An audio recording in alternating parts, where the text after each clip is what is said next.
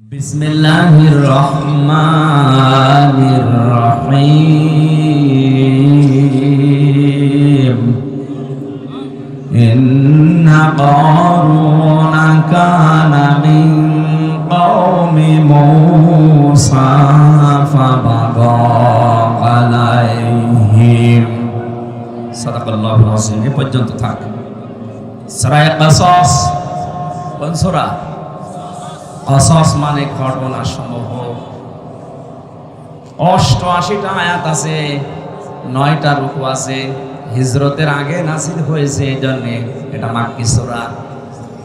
বিশ্বনবী মুহাম্মদ রাসূলুল্লাহ যেদিন মক্কা থেকে মদিনায় হিজরত করবেন, ওই দিন জুহফা নামক স্থানে বারবার কাবার দিকে তাকাচ্ছিলেন, ডাক দিয়ে বলছিলেন, কাবার মালিক, বড় আশা ছিল কাবার পাশে থেকে এই ঘরের খেদমত করব, কিন্তু এর নিষ্ঠুর সন্তানেরা আমারে থাকতে দিল না, আমি চলে যাচ্ছি।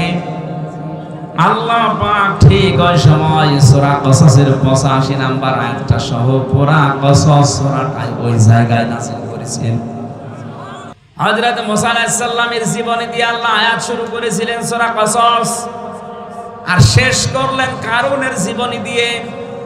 আমার প্রশ্ন হচ্ছে, মুহাম্মদ রাসূলুল্লাহর হিজরতের ঘটনাকে আমার আল্লাহ না উল্লেখ করে মুসা নবী, ফেরাউন, কারুন এদের কথা পুরা কসস সূরার ভেতরে দিলেন কেন? আর আমি যেখান থেকে পড়েছি এখানে কারুনের জীবনী থেকে শুরু। আয়াতের প্রেক্ষাপটের সাথে বাস্তবতায় আয়াত নাযিল করা মিলছে না। যতগুলো তাফসীর আমি দেখেছি, সব মুফাসসিরিন ইকরাম আয়াতের ব্যাপারে এইটা সিদ্ধান্ত দিয়েছে না, এদিকে তাকান, সবাই সিদ্ধান্ত দিয়েছে মুহাম্মদ রাসূলুল্লাহকে হিজরত করার ব্যাপারে সবচাইতে বেশি ভূমিকা পালন করেছিল টাকাওয়ালারা। কারা?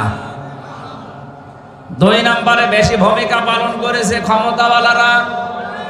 আজ নবীর ওয়ারিস যারা, নবীর খাঁটি উম্মত যারা, এদেরকে বিপদে ফেলার জন্য আপনি তাকান, তামাম পৃথিবীতে টাকাওয়ালারা আর ক্ষমতাওয়ালারা চেষ্টা চালাচ্ছে। ক্ষমতার মালিক যারা, টাকাওয়ালা যারা, তাদেরকে ওই জামানার সম্মানিত সৎ আলেম ওলামা যারা ছিল, এমনকি মুসা আলাইহিস সালাম সহ 5টা উপদেশ দিয়েছিল কারুনকে। কয়টা?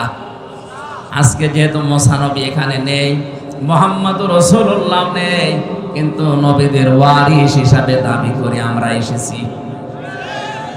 আমারও দায়িত্ব আজকে যে টাকাওয়ালাদের কারণে, যে ক্ষমতার কারণে নবীর উম্মতেরা, উত্তরাধিকারী আলেমেরা বিপদে আছে, মুসিবতে আছে, জুলুমের শিকার, তাদেরকে আমার মনে হয় আজকের এই আয়াত দিয়ে 5টা উপদেশ দেওয়া বাধ্যতামূলক হয়ে গেছে। বড় দরদ নিয়ে আপনাকে আমি 5টা উপকারের কথাই বলবো, উপদেশের কথা। ওই জামানায় নবীকে বিপদে ফেলার জন্য, এমনকি দেশ ত্যাগ করার বাধ্য করার জন্য টাকাওয়ালারা কাজ করেছিল বেশি। কারুনের ঘটনাকে আল্লাহ উল্লেখ করে জানিয়েছে। এই কারুনের ঘটনাকে উল্লেখ করার কারণে এটা, কারুনের মতো সম্পদওয়ালা যারা, তাদের কারণে আলেমেরা এভাবে বিপদে পদে পদে পড়বে। হযরত মুসা আলাইহিস সালামের চাচাতো ভাই ছিল এই কারুন। সূরা কাসাস 76 নম্বর আয়াত খেয়াল করে করে মিলাবেন এবার। ইন্না কারুনা কানা মিন কওমি মূসা ফাবাগা আলাইহিম। আল্লাহ পাক বলেন, অবশ্যই কারুন ছিল মুসার বংশধর, মুসার বংশের লোক, তার কওমের জাতির লোক, এবং সে তাদের প্রতি বিদ্রোহ করেছিল। ওয়াতাইনাহু মিনাল কুনুসি মা ইন্না মাফাতিহাহু লাতানু বিল উসবাতি ওয়ালিল কুওয়া। আমি কারুনকে এত সম্পদের মালিক বানিয়েছিলাম, একদম শক্তিশালী যুবক, তার সম্পদের শুধু চাবি বহন করার জন্য লাগতো। কুড়িগ্রামবাসী, এখান থেকে একটা শিক্ষা নেওয়া যায়। চাবি বহন করতে যদি একদল শক্তিশালী যুবক লাগে, তালা বহন করার জন্য কত দল লাগবে বলেন? কারণ 20টা চাবি মিলে একটা তালার সমান হয় না। কথা বলেন না কেন? তারা যদি এত হয় তাহলে সিন্ধুক, বাক্স, ব্যাংক ব্যালেন্স কত ছিল, আরে ব্যাংকে সম্পদ কত ছিল মাথায় ধরবে না। আল্লাহ রাব্বুল আলামিন বলেন ওই সময় কারণকে ওই জাতির লোকেরা 5টা বিষয় উপদেশ দিয়েছিল, বিশেষ করে যারা সৎ সম্মানিত আলেম ওলামা তারা। আজও জাতির ভেতরে যারা টাকাওয়ালা মানুষ আছে, আপনার টাকা কোন কাজে ব্যয় হচ্ছে আপনাকে আমি কোরআনে কারীম দিয়ে 5টা বিষয় উপদেশ দিচ্ছি, ভালো করে মিলাবেন। ওই সময় আলেমরা কারণকে ডাক দিয়ে বলেছিল, ইয ক্বালা লাহু কওমুহু লা তাফরাহ, আনন্দ করো না বেশি। আজ টাকাওয়ালাদের আনন্দ আছে না নেই? কথা বলা লাগবে। আপনি দেখেন এই দেশে ইসলাম বিরোধী যত কাজ সব কিছুর মূলে টাকাওয়ালারা, আর পেছন দরজা দিয়ে নাড়াচাড়া দেয় ক্ষমতাওয়ালারা। এমন এমন গানের অনুষ্ঠান দিয়েছে যেটার দ্বারা আল্লাহর আরশ পর্যন্ত কেঁপে যায়। যে সমাজে বিশৃঙ্খলা অশ্লীলতা বেড়ে যায়, মহান আল্লাহ সেখানে নতুন নতুন করে গজব নাজিল করেন। তার ভেতরে অন্যতম এই তাপদাহ। আপনি মনে করছেন এটা আল্লাহ এমনি দিয়েছে? ঢাকা শহরে যত নাইট ক্লাব আছে, গ্রাম্য মানুষ তো বুঝতেছেন না কি যে হয় সেখানে। আল্লাহ জানে, আর ফেরেশতা জানে, আর যারা করে তারা জানে। মানুষ যে এত নিচে নামতে পারে, 4-5 জন মিলে একাধারে ধর্ষণ করছে আর একজন করে ভিডিও করছে, দেখছে, এটা কোনো পশুর দ্বারা সম্ভব না।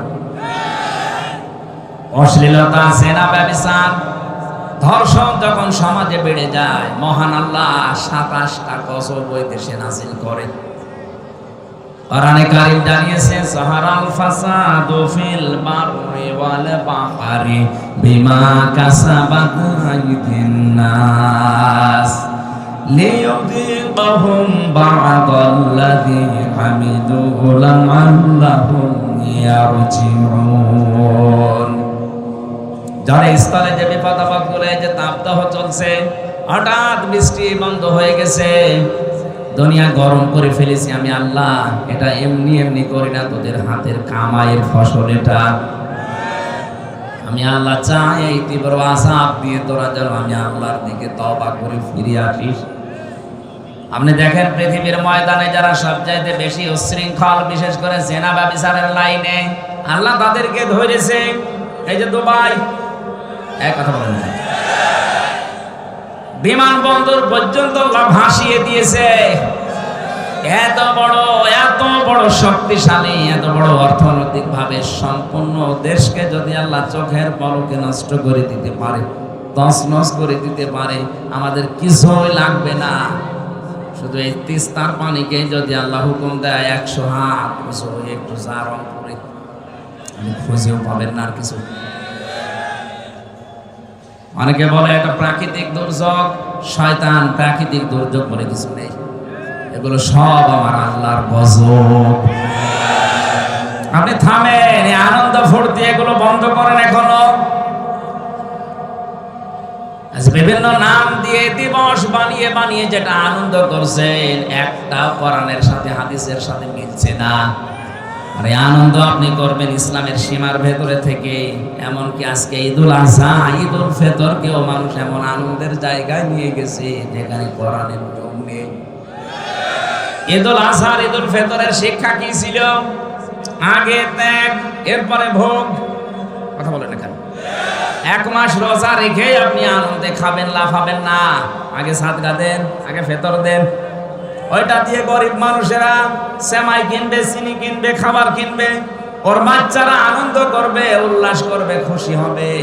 ওইটা দেখে আপনি খুশি হবেন। আপনি আগে শুধু খাবেন, আবার হবে না। ঈদুল আযহাতেও তা কুরবানি জবাই করে নিজে আগে খেয়ে মরবেন না, আগে জবাই করে গোশত গরিবকে দিয়ে আসেন। গরিব মানুষেরা খাবে, আনন্দ করবে, হাসবে, ওদের হাসি দেখে এরপরে আপনি খাবার খাবেন। কথা বলেন না কেন? ইসলামের তো দিবস ছিল মাত্র এই দুইটা, আগে ত্যাগ এরপরে ভোগ। আপনি বলেন তো এই দুইটা দিবস বাদ দিয়ে যত দিবস এই বাংলাদেশে এখন চলছে, সে যে নামেই হোক, আমি নাম নিলাম না, আন্তর্জাতিক সাম্রাজ্যবাদী যারা আমাদের পকেটের টাকাগুলো একদিকে ছিনিয়ে নেওয়ার জন্য নতুন নতুন দিবস বানিয়েছে, আর একদিকে আমাদেরকে বিশৃঙ্খলা ও শৃঙ্খলা জনতায় ভাসিয়ে দেওয়ার জন্য ব্যবস্থা করে দিয়েছে। আমি আবার বলছি, ঈদুল আজহা ঈদুল ফিতর বাদ দিয়ে দুনিয়ায় এমন কোন দিবস আপনি পাবেন না যেখানে আগে ত্যাগ এরপরে ভোগ, আগে ভোগ এরপরে ত্যাগ। কথা বলেন না? 14ই ফেব্রুয়ারি পালন করে মানুষ, বলেন না কেন? এর ভেতরে কি আগে ত্যাগ এরপরে ভোগ? না, আগে ভোগ করবেন তারপরে ত্যাগ করবেন। আমাদের উচিত হচ্ছে যে দিবসের সাথে কোরআনের হাদিসের এবং বাস্তবতার মিল নেই, ওইটা পালন করে আমরা নিজেদের সম্পদগুলো আনন্দ করতে যে নষ্ট করব না। এটা যেহেতু রেকর্ড হচ্ছে সারা বাংলাদেশে, কালকে ছড়িয়ে যাবে। বড় বড় ধনী যারা আছেন, টাকার মালিক, কোরআনে হাদিসে আমি পেয়েছি 3টা জিনিস মানুষকে সবচাইতে বেশি ধ্বংস করেছে দুনিয়ায়। 1 নম্বরে টাকা, 2 নম্বরে ক্ষমতা, 3 নম্বরে নারী।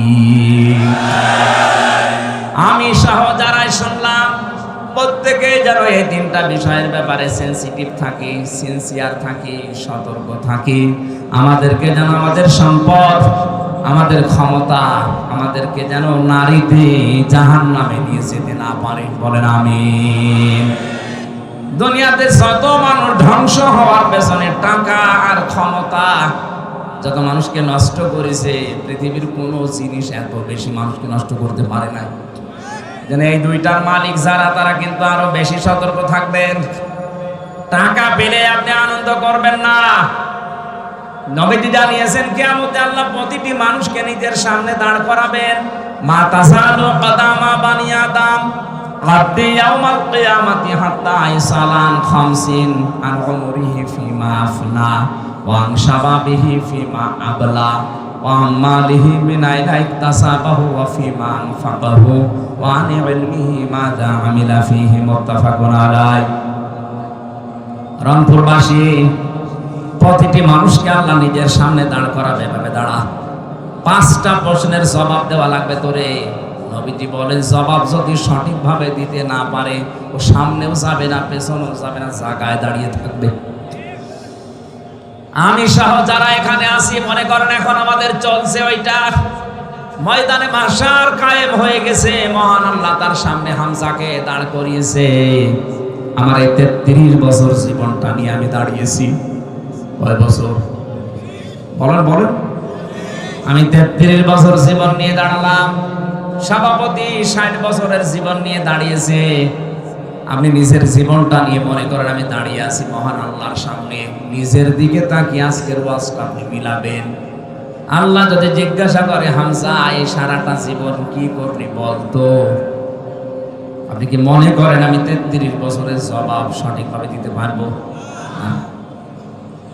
আমি একা থাকলে আমার মাঝে মাঝে মনে হয়, আল্লাহ পাক যদি বলে হামজা কিয়ামতের ময়দানে 2024 সালের এপ্রিল মাসের 30 তারিখ পর্যন্ত করে মাফ করে দিলাম, শুধু মে মাসের 1 থেকে এই যে 5 তারিখ, আজকে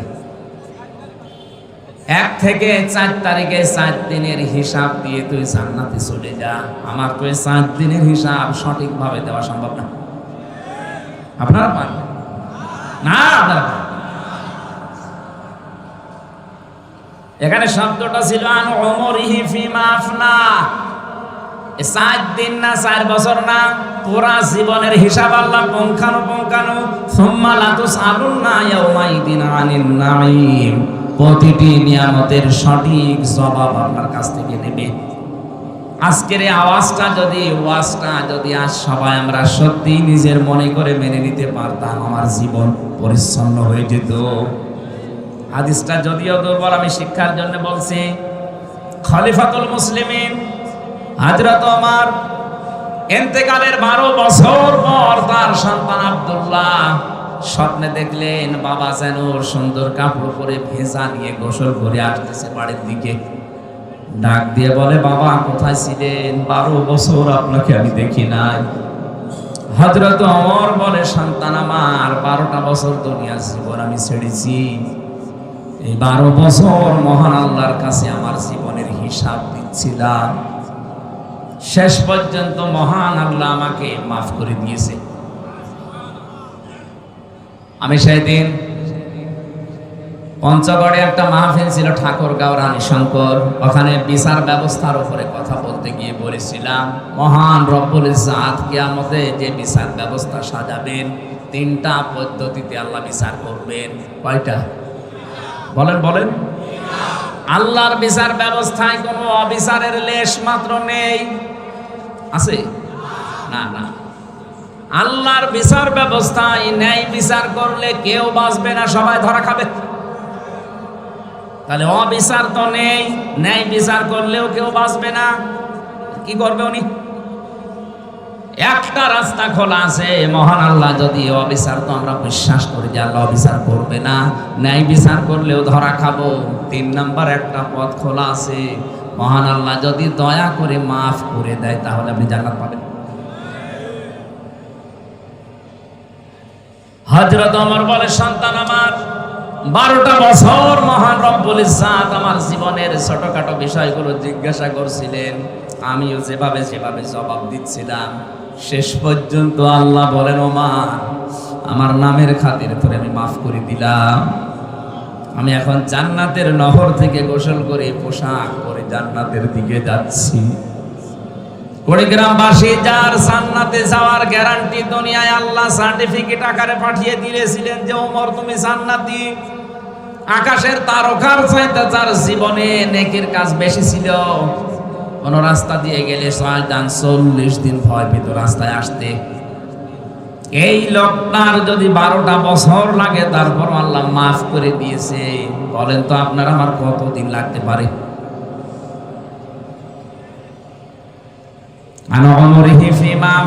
কি করে কাটালি সারাটা জীবন, বল আমার সামনে দাঁড়িয়ে। 2 নম্বরে তোকে একটা যৌবন কাল দিয়েছিলাম, 15 থেকে 45, এই যৌবন কালটা কি করে কাটিয়েছিস বল। আমার মনে হয় এই প্রশ্নের জবাবে 100 জনের 98 জন ধরা খাবে। কথা বলেন না কেন? আরো যেন ধরা খায় সেই ব্যবস্থা অনেকে ষড়যন্ত্র করে দিচ্ছে। নয়তো শিক্ষা ব্যবস্থায় কোরআনে কারিম বাদ দিয়ে কেন আজে বাজে জিনিস ঢোকানো হবে? শরীফ থেকে শরীফা হওয়ার গল্প দিয়েছেন আপনি, আপনাকে বাস্তবতা বোঝেন ওটা কি হচ্ছে। ওটা যদি শুধুমাত্র সিলেবাস পর্যন্ত থাকতো, কসম আল্লাহর আপনাকে আমি সতর্ক করার জন্য কিচ্ছু বলতাম না। তো বিষয়টা এমন জায়গায় 10 বছর পরে গড়াবে। সকালবেলা আপনি বলেন যে আমি শরীফ, বিকালে বলছেন না আমার কেমন যেন শরীফা শরীফা লাগছে। আরে ভাই, আল্লাহ যাকে যে জাতি বানিয়েছে কিয়ামত পর্যন্ত চেষ্টা করেও তাকে নারীকে আপনি পুরুষ বানাতে পারবেন না, কারণ সে মেশিন পত্র তো নেই। কথা বলছেন না? আপনি নিজেই বলছেন না আমার কেমন যেন লাগছে, আমি এখন আর শরীফ নেই, আমি শরীফা হয়ে গেছি। আপনি শরীফা হয়ে গেছেন, আমি মানলাম, তো শরীফা হয়ে গেছি এই কথা বলে আপনি স্থির থাকবেন? বিকালেই তো বলবেন আমি যেহেতু শরীফা, আমারে তাহলে মহিলা হোস্টেলে সিট দেন। সিট নিয়ে কি করবেন?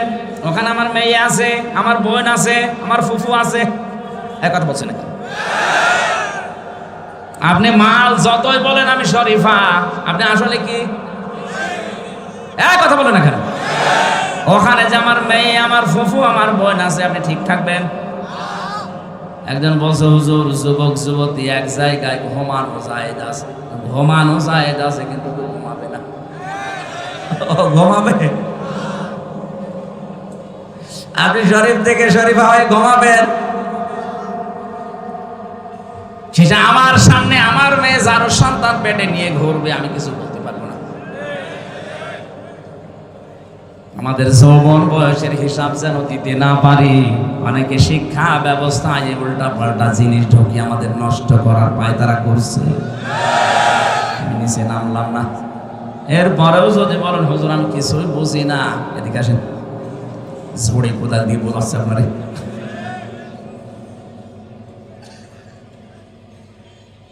তিন নাম্বার আল্লাহ জিজ্ঞাসা করবেন যতটুকু মাল উপার্জন করেছিলে কোন কোন রাস্তা দিয়ে, রাস্তা বলো।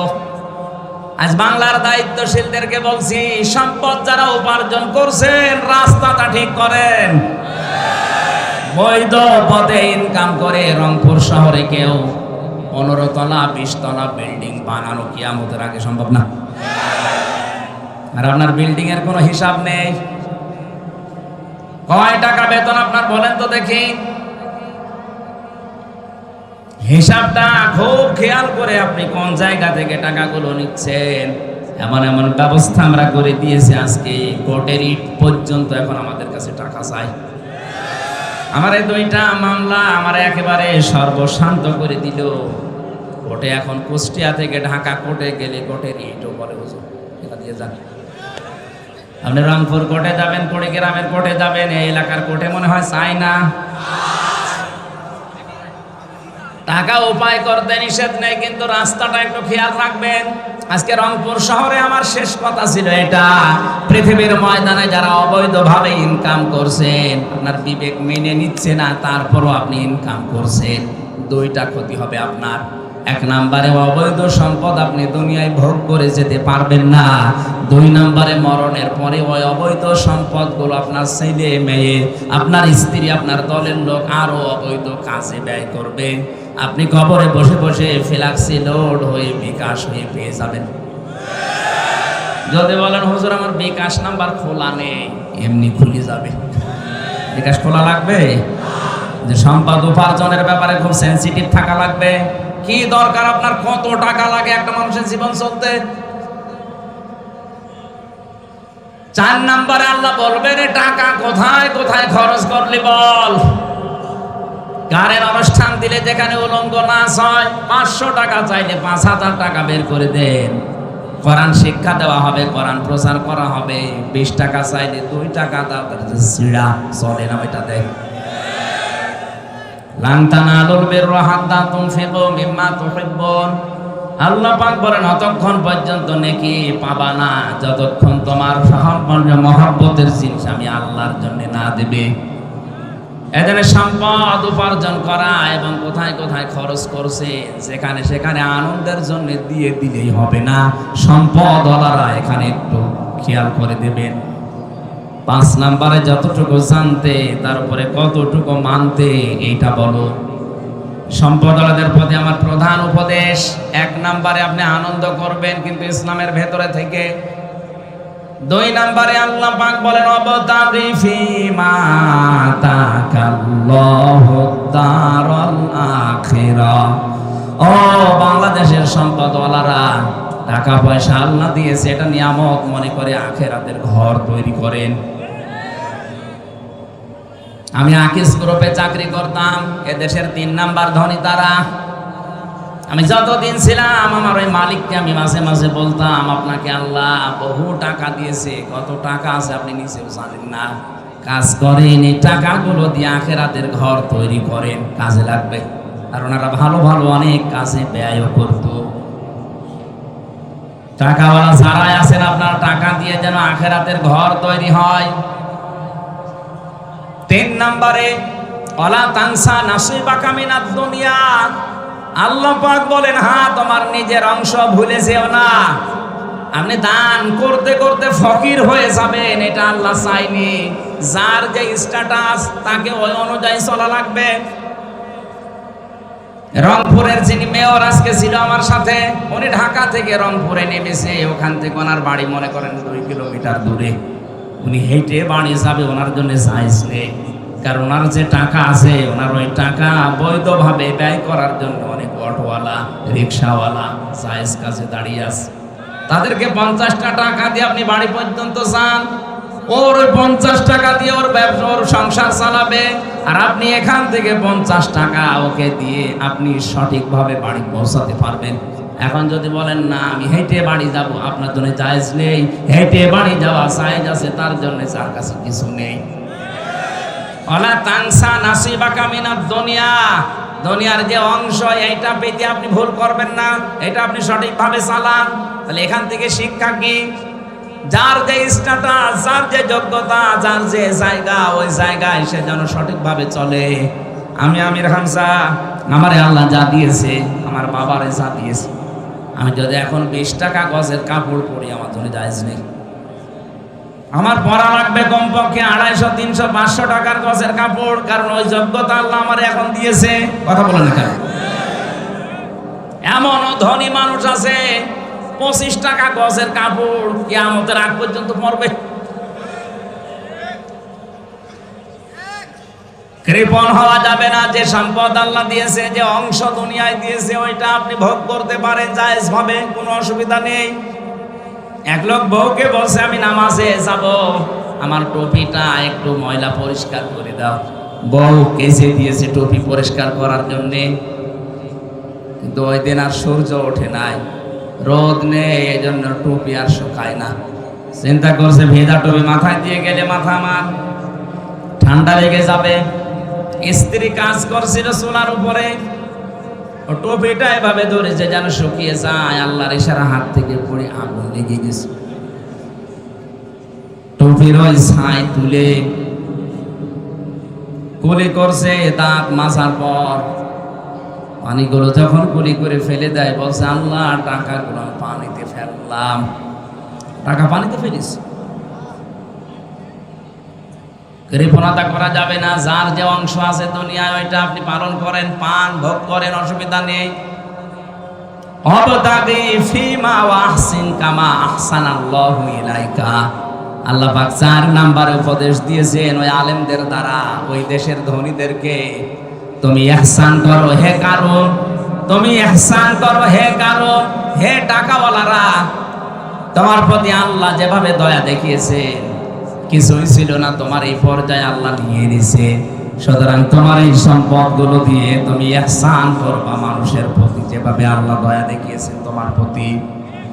আজ বাংলাদেশে আমরা যারা টাকাওয়ালা আছি, ক্ষমতাওয়ালা আছি, আমাদেরকে ইহসান গুলো আল্লাহ পাক যেভাবে করেছেন, আমরা ক্ষমতা দিয়ে, টাকা দিয়ে যদি অন্যান্য সৃষ্টির প্রতি এভাবে দয়া দেখাতে পারি, কিয়ামতে মহান আল্লাহ আর 70টা অপরাধ ঢেকে রাখবে, গোপন করে রাখবেন।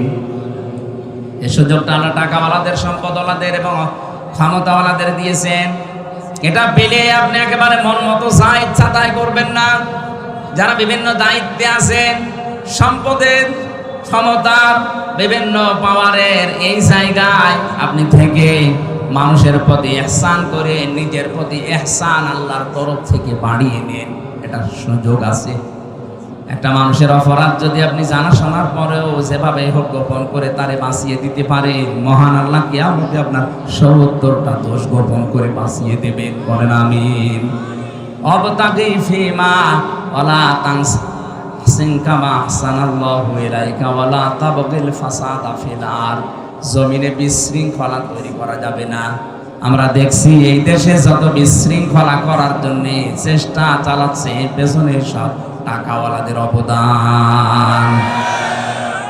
আপনার টাকা দিয়ে যেন কোনো বিশৃঙ্খল কাজ না হয়, উশৃঙ্খল কাজ না হয়, এটা আপনি হিসাব করে দুনিয়া চলবেন। ইন্নাল্লাহা লা ইউহিব্বুল মুফসিদিন। কোন সন্ত্রাসীকে আমার আল্লাহ পছন্দ করে না, ভালোবাসে না। এজন্য সন্ত্রাস যারা সৃষ্টি করছেন, বাংলাদেশ তো ভালোই ঠান্ডা হয়ে গেছে, ভালোই চলছে, হঠাৎ এই দেশটাকে গরম করার জন্য যারা উঠে পড়ে লেগেছেন তারা থামেন। কারণ যারা বিশৃঙ্খলা করে, সন্ত্রাস তৈরি করে, মানুষের ভেতরে ত্রাস সৃষ্টি করতে চায়, তাদেরকে আল্লাহ পছন্দ করে না। আল্লাহ যদি কাউকে পছন্দ না করে জান্নাত দিবেন? বলেন বলেন। আল্লাহ আমাকে সহ যারা এসেছি এই 5টা উপদেশ, বিশেষ করে ক্ষমতাওয়ালা, টাকাওয়ালাদেরকে মেনে নেওয়ার তৌফিক দেন। বলেন আমিন। প্রচন্ড গরমে এই আয়াত শেষ পর্যন্ত আমি আর যাচ্ছি না। এখনো প্রায় 8টা না 9টা কারণের পরবর্তী আয়াতে আছে।